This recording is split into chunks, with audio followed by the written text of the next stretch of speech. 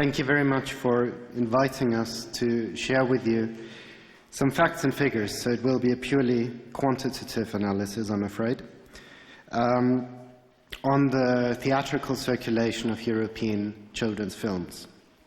But before we look at the figures, I'd like to point out just a few things which are really important to correctly interpret the figures. Though we aim at comprehensiveness, we really can't guarantee it. There are many difficulties in identifying children's films. It starts with the definition and the classification. What is a children's film? We went with what seems to be the standard definition of kids' Regio, films primarily targeting children up to the age of 12 years old. The next difficulty is identifying those films. So we have been provided by Kids Regio a list of all the films they consider children's films. We have complemented that list with a list from Cartoon. And in addition to that, I think I went through another 5,000-6,000 just titles, looking at the titles of the remaining films, whether the title suggested to be a children's film, and I suggested that, checked that in order to complement the list. So we are getting better in covering films, but ultimately it is still a sample analysis. So specific results are not that important. What is important and what is really valid, because it's the third time we've done that analysis and the results are more or less compatible, is that the big picture characteristics on a pan-European level of the circulation of children's film versus other European fiction films. I have also collated the entire analysis, including a list of all the 650 children's films with their admissions in a 40-page paper, which will be laid out at the desk downstairs, so you will all can take the data home with you to have a closer look at it. When I refer to children's films in the course of this presentation, I don't want to repeat every time it's the sample data.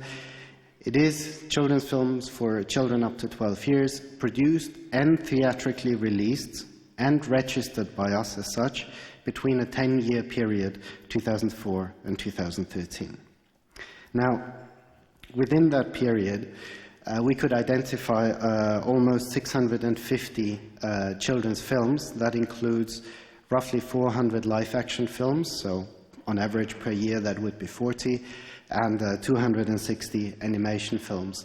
And on a cumulative level, those films generated 370 million admissions in Europe, what we could track down. That means about 1 out of 10, or more than 1 out of 10 tickets sold for European films was sold to a children's film. And to put that into further context, European films as such take about 1/3 of the entire European market. That includes what we call incoming investment films produced with US financing in the UK primarily. They counted for 6% out of this, so the independent European films take a share of like 28% in the time period covered. Per year, on average, it's about 40 and up million admissions that went to children's films. You can see that the coverage for 2005 and 4 and 2013 is still a bit patchy, but for the other years it looks pretty reliable. In which markets did children's film sell most tickets? About 50% of the entire volume in Europe was sold in just 2 markets, namely in Germany and France, which had a market volume of about 90 million each.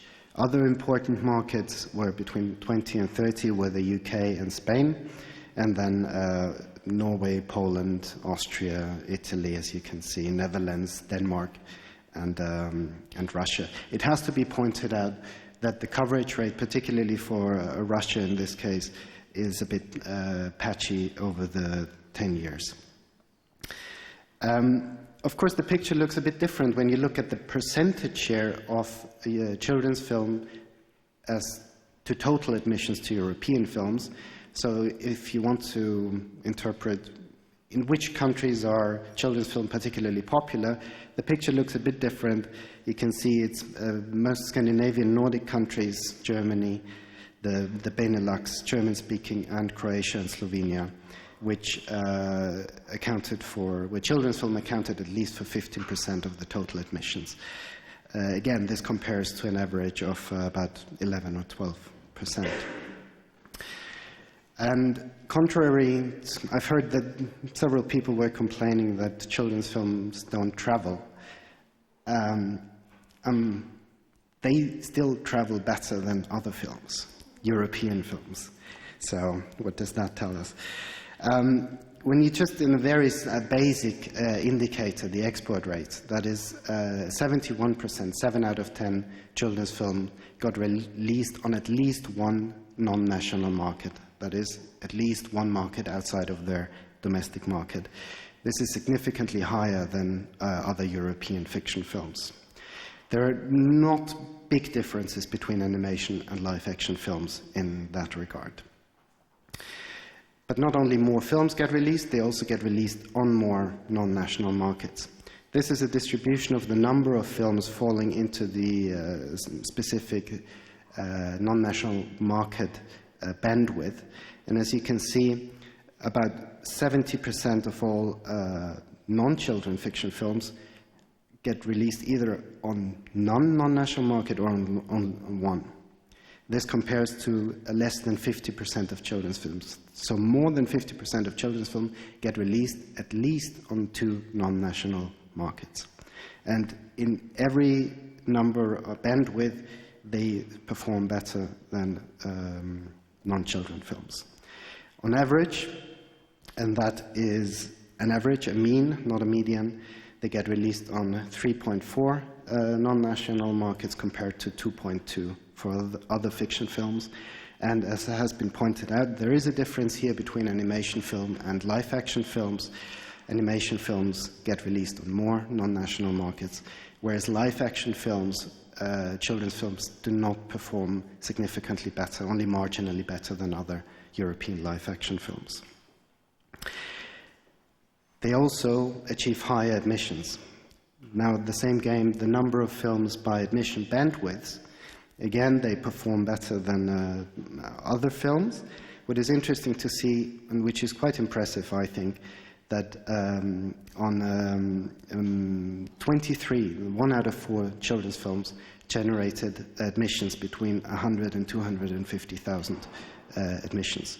This is pretty good for European films.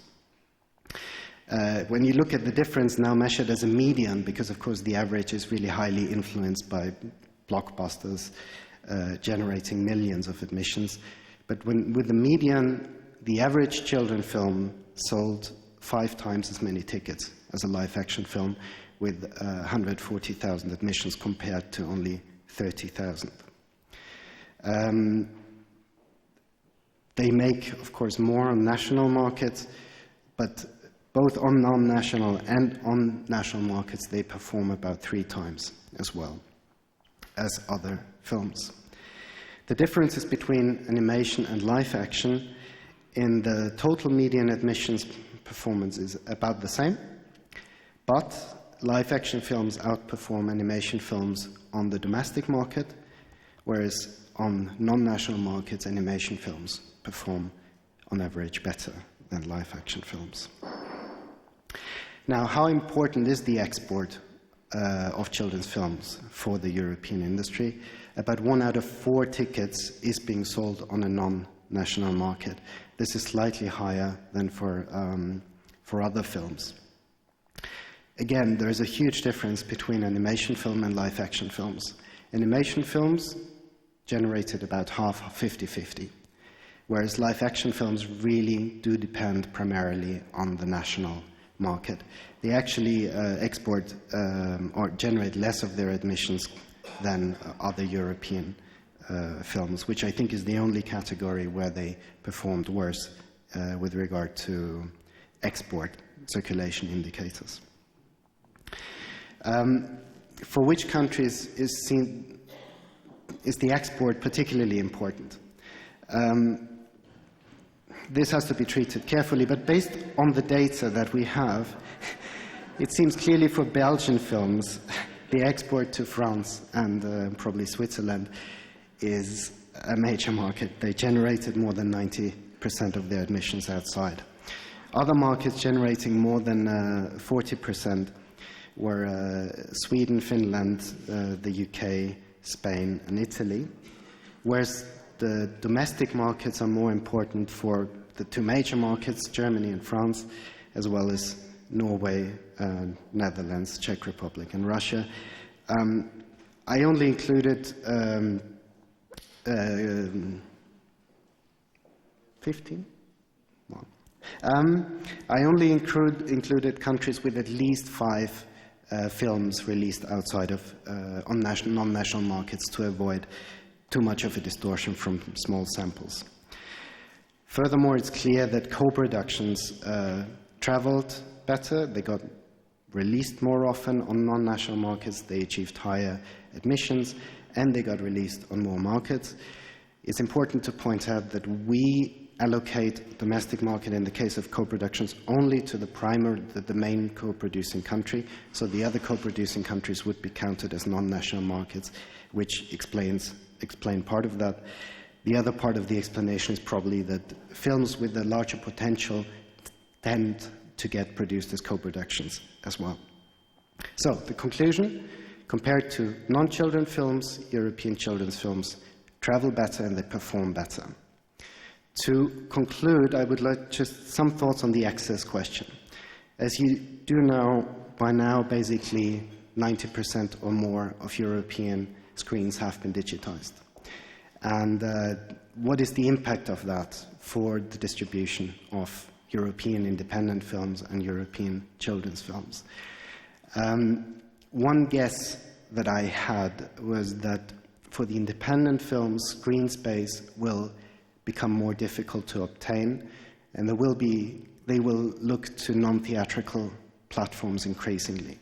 I have not seen any really reliable research on that topic, so I can't tell you whether this is the case or not, and it's fairly early on in the process, but it's definitely a question to be addressed. And if that is the case, then actually more importantly than looking at the theatrical window, as we have seen from Franziska's presentation, that the other platforms of viewing media are actually more important for many children to watch films, we really have to ask ourselves, what is the circulation on those markets? The frustrating thing about this, there are basically no data available at all.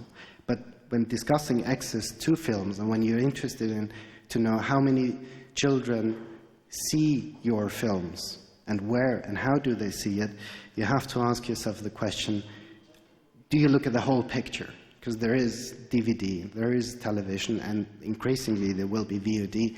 I just read an estimate that for the US market, which is very different, in 3 years' time, VOD will be the most important revenue stream for the entire industry.